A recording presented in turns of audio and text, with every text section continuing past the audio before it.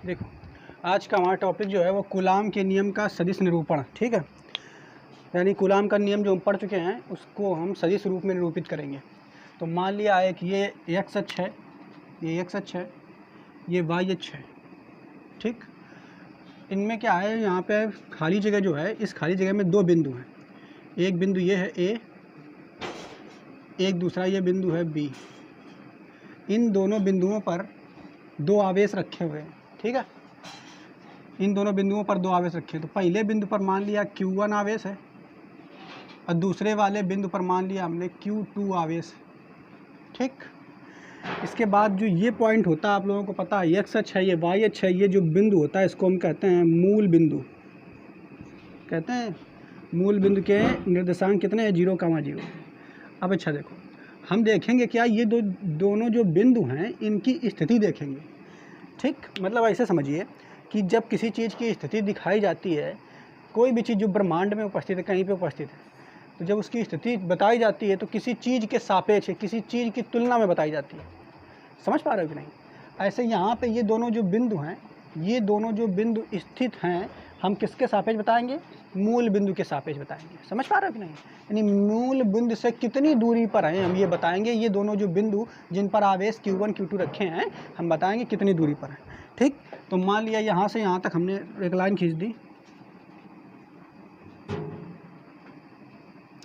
ठीक, और यहाँ से यहाँ तक मिलाते हुए इसको एक लाइन खींच दी।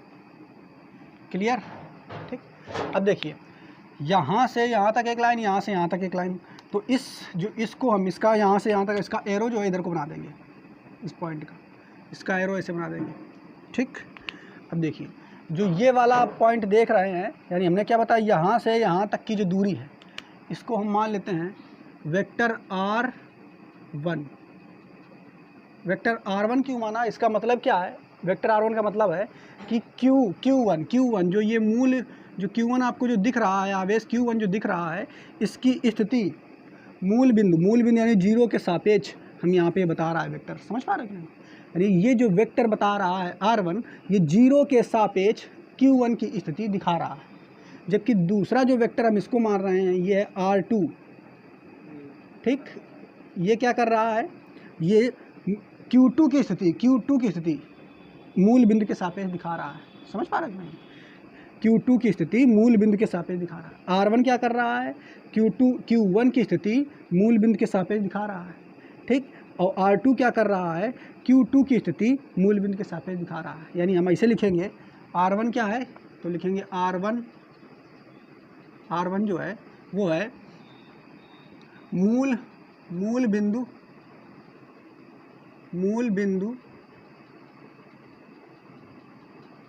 0,0 के सापेक्ष Q1 का स्थिति सदिश।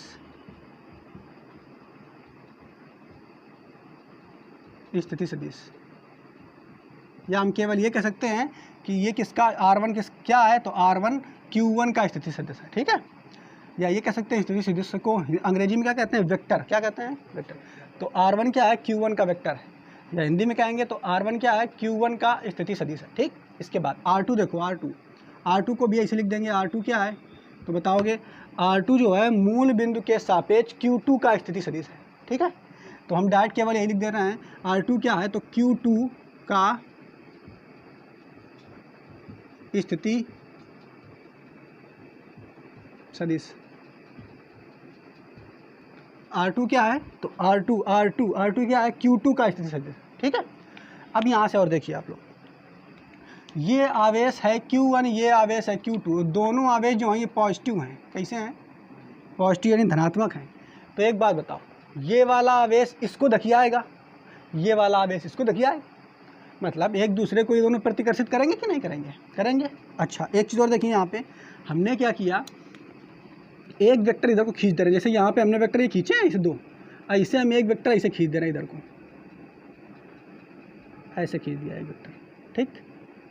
और इसकी नोक जो है हमने Q1 की ओर रखा है। किसकी ओर रखा है? Q1 की ओर। तो ये जो वेक्टर है, ये वेक्टर जिसकी ओर नोक रखा है उसका वेक्टर है। किसका वेक्टर है? Q1 का। किसका वेक्टर है ये? Q1 का।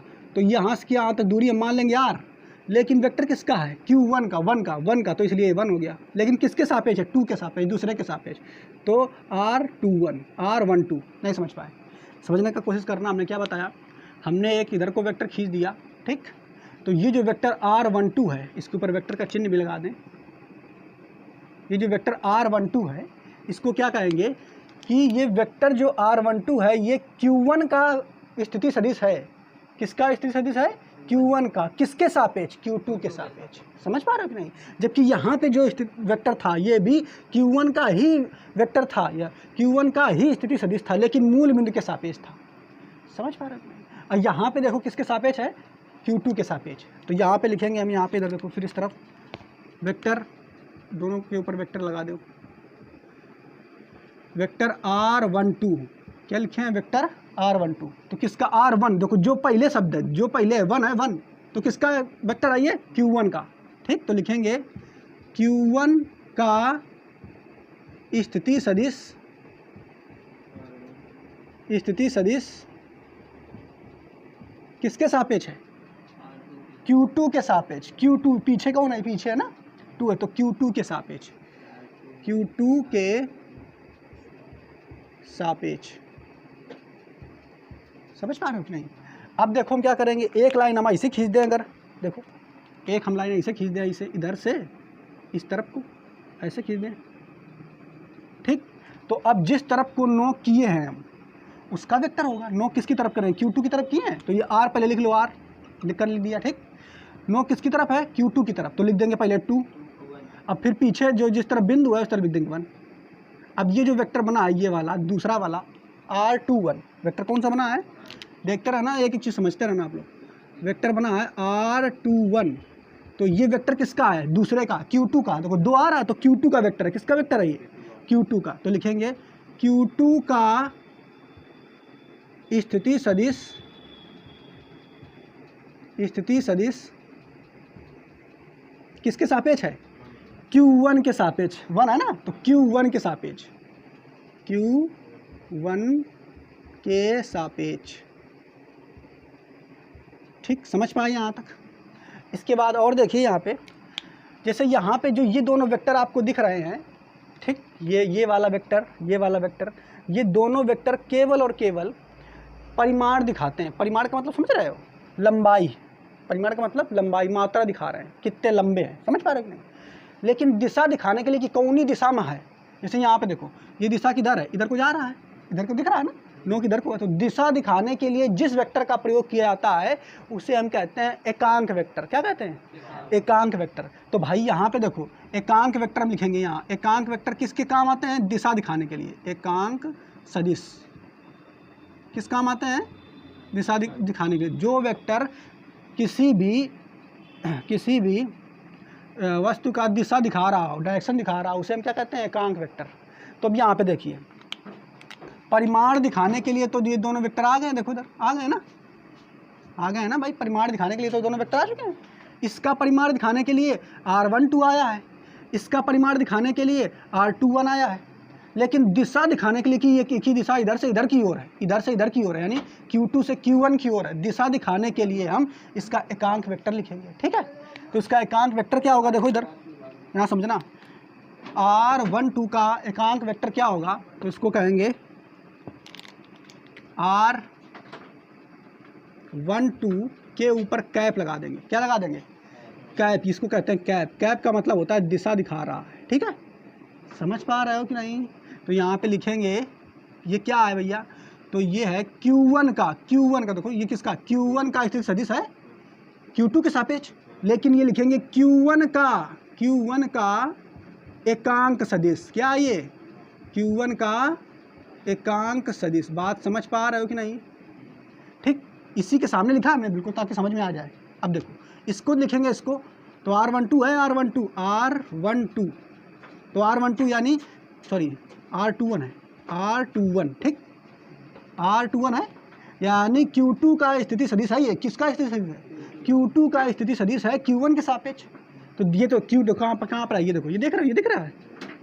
Q2 का स्थिति सदिश है Q1 के सापेक्ष है।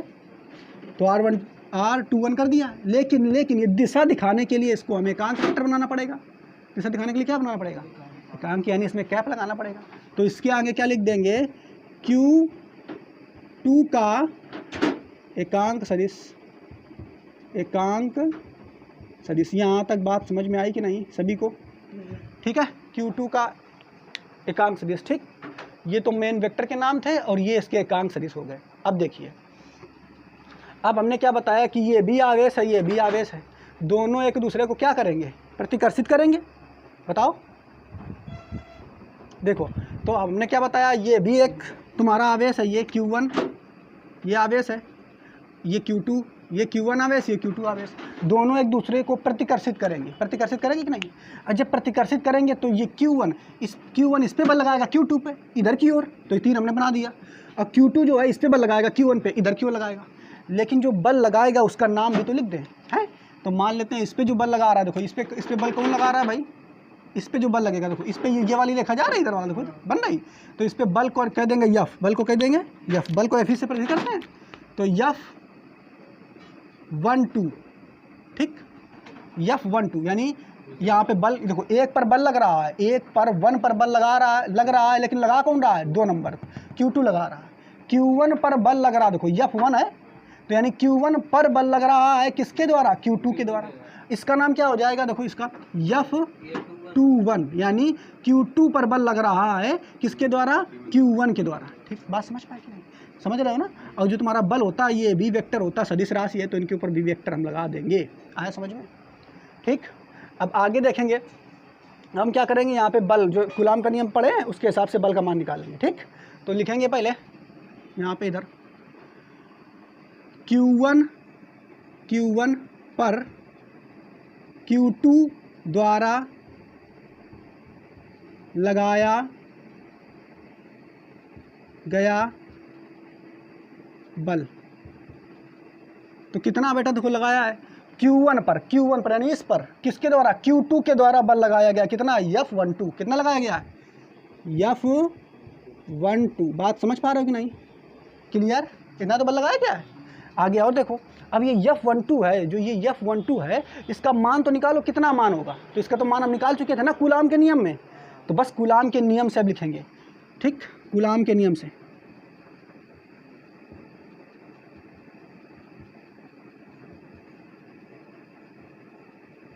ठीक, कितना बल लगेगा? तो आप जानते हो F12 बराबर, हमें पता है कितना सूत्र होता है कूलाम के नियम का? K Q1 Q2 upon R² होता है कि नहीं? यही तो होता है। तो बीच की दूरी हमने मान ली R, तो हो गया R²। ये K Q1 का मान ये हो गया, Q2 का मान ये हो गया, और बीच की दूरी हो गई R, तो R² हो गया कि नहीं?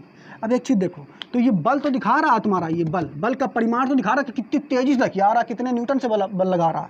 यानी ये बात जो तुम्हें है यहाँ पे, ये क्या दिखा रहा है? परिमाण दिखा रहा है। परिमाण क्या दिखा रहा है? ये परिमाण मतलब कितने न्यूटन का बल लग रहा है, ये तो दिखा रहा है हमें।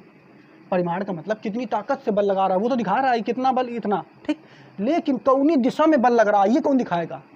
तो ये दिखाएगा, अभी बताया, दिशा दिखाने के लिए क्या आता है? एकांक सदिश। क्या आता है? एकांक सदिश। तो भैया यहाँ पे देखो, इधर की ओर बल लग रहा है, इधर की ओर, और इस दिशा को कौन दिखा रहा है? ये वेक्टर दिखा रहा है, ये तो दिखा रहा है 1 2, देखो 1 2, यही वाला तो दिखा रहा है, देखो ये वाला वेक्टर दिखा रहा है ना। तो भैया ये तो परिमाण हो गया। तो दिशा दिखाने के लिए अब हमें एकांक वेक्टर रखना पड़ेगा। क्या रखना पड़ेगा? एकांक वेक्टर। तो एकांक वेक्टर कौन है? देखो इधर, यही तो है, ये वाला R12 के ऊपर कैप लग गया कि नहीं? तो ये जो वेक्टर दिखा रहा है, ये क्या दिखा रहा है? दिशा दिखा रहा है। ये वेक्टर क्या दिखा रहा है? दिशा। बात समझ पाए?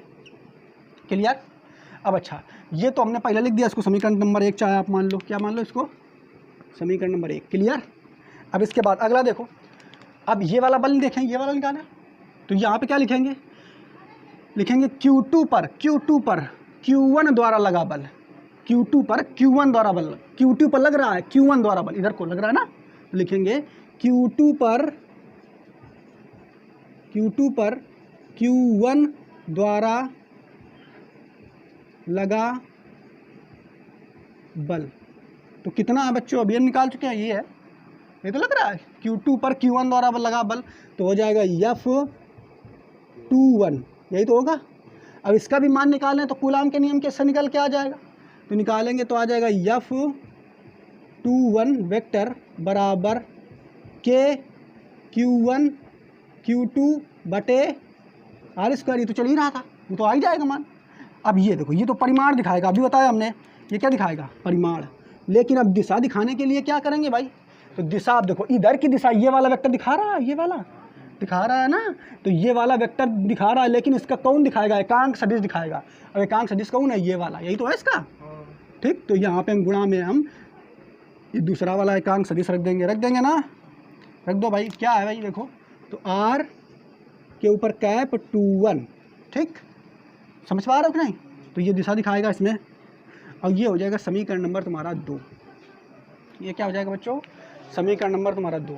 तो यहाँ से अगर देखा जाए तो तुम्हें ये जो F21 है, ये इसका परिमाण मिल गया, दिशा भी मिल गई। और इधर से देखा जाए तो इसका परिमाण यानी दूसरे वाले का बल F21 का, इसका भी परिमाण और दिशा मिल गई, ठीक। यहाँ से 2 समीकरण मिल गए तुमको, क्लियर। अब एक चीज़ और देखो, यहाँ पे ध्यान से अगर आप देखोगे तो आपको क्या दिखाई देगा कि जो ये एकांक वेक्टर दोनों आपको दिख रहे हैं, दोनों एकांक वेक्टर जो दिख रहे हैं, ये दोनों लंबाई में तो बराबर है, लेकिन दिशा अलग अलग है। नहीं समझ पा रहे, हाँ, दिशा एक की दिशा में अगर इधर को पॉजिटिव इसको मान लो तो इसको निगेटिव मानना पड़ेगा। नहीं समझ पा रहे हो, हमने क्या बताया, दोनों एकांक वेक्टर जो हैं इनका परिमाण तो बराबर है, लेकिन दिशा अलग अलग है। यानी अगर हम कहें इन दोनों में क्या संबंध है, तो हमें ये बात पता चलेगी क्या कि R12 कैप और R21 कैप में एक बात आपको पता चलेगी। क्या पता चलेगी कि इन दोनों का मान तो बराबर है, लेकिन एक अगर पॉजिटिव में जा रहा है तो एक निगेटिव में जा रहा है।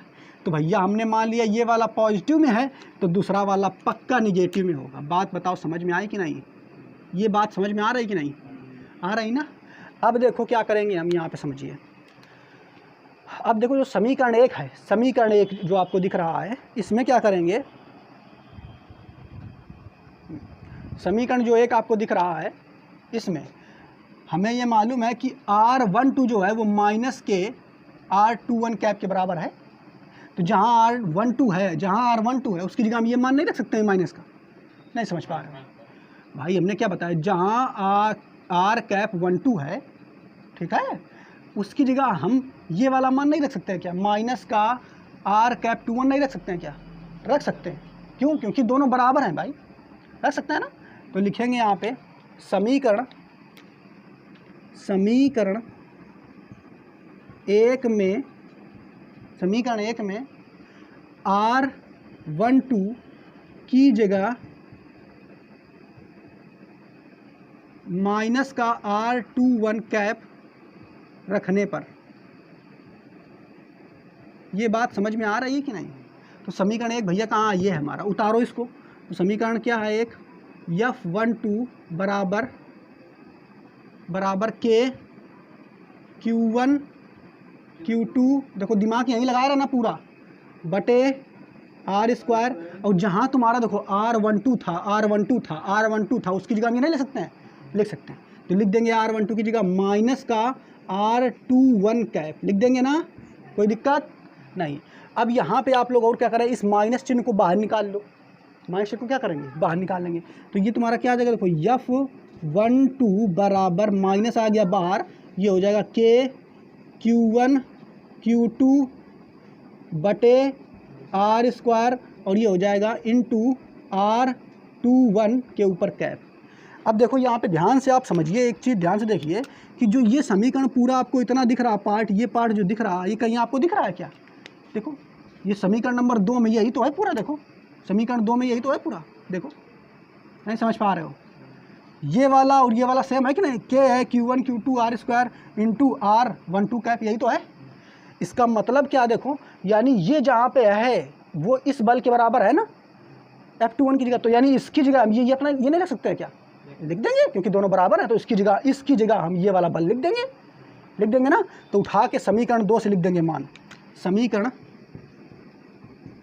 2 से। अब समीकरण 2 से ये वाला मान उठा के रख देंगे यहाँ पे, तो रखेंगे, देखो तो क्या आ जाएगा, F12 ये तो चल ही रहा है तुम्हारा इस तरफ, बराबर माइनस रखा रहेगा, इसकी जगह ये वाला मान रख देंगे, तो हो जाएगा F21, क्या हो जाएगा, F21। अब देखो आपको क्या निष्कर्ष निकला लास्ट में, निष्कर्ष ये निकला, देखो इधर ये वाला क्या निकला कि जो बल ये F21 है, ये F12 है, F12 है और F21 है, ये दोनों एक दूसरे के विपरीत हैं।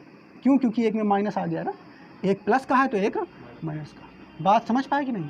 तो इसमें क्या आपको समझ में आ रहा है कि इसमें कि न्यूटन का एक नियम है कि किसी भी बल की एक प्रतिक्रिया होती है, क्रिया प्रतिक्रिया का नियम पढ़ा है न्यूटन का तृतीय नियम।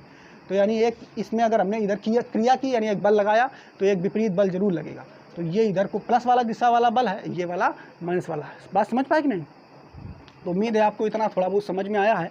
इसको एक बार फिर से रिकॉल करते हैं। सबसे पहले हमने क्या बताया? सबसे पहले एक एक्स अक्ष ली, फिर वाई अक्ष ली, फिर क्या किया हमने? दो बिंदु लिए Q1 और Q2, फिर हमने स्थिति सदिश निकाला R1 मूल बिंदु के सापेक्ष, फिर स्थिति सदिश निकाला R2 मूल बिंदु के सापेक्ष, फिर क्या किया? R12 स्थिति सदिश निकाला। ये Q1 का स्थिति सदिश है किसके सापेक्ष?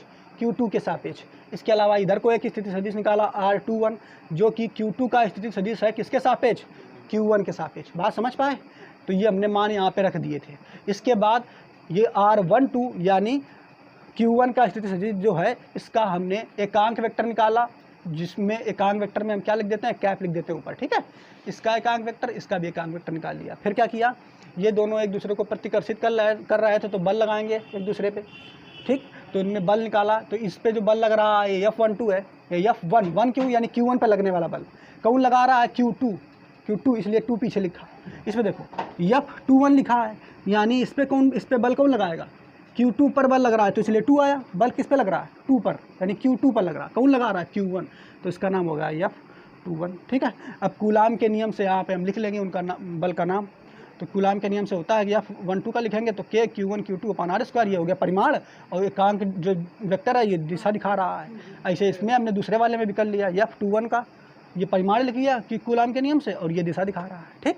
इसके बाद फिर क्या किया हमने लिखा कि समीकरण एक जो है ये आपका समीकरण एक जो है, इसमें R ये जो कैप दिख रहा है, ये पहले ये दिशा दिखाने वाला वेक्टर R⁻12, इसकी जगह हमें क्या रखना है? मान ये वाला। तो ये वाला उठा के रख दिया मान, ठीक। अब फिर जब ये रख दिया तो क्या करेंगे? ये वाला जो पूरा मान बन रहा था तुम्हारा वो समीकरण 2 के हिसाब से बन रहा था, तो इसकी जगह हम ये मान रख देंगे उठा के। तो वो वाला मान रख दिया, और दोनों बल एक दूसरे के बराबर तो हैं परंतु विपरीत है, और यही जो है कूलाम के नियम का सदिश निरूपण है। उम्मीद है आपको समझ में आया होगा। एक दो बार आप लोग इस पर प्रैक्टिस जरूर कर लेना, ठीक। समझ पा रहे हो कि नहीं? नोट करो इसे।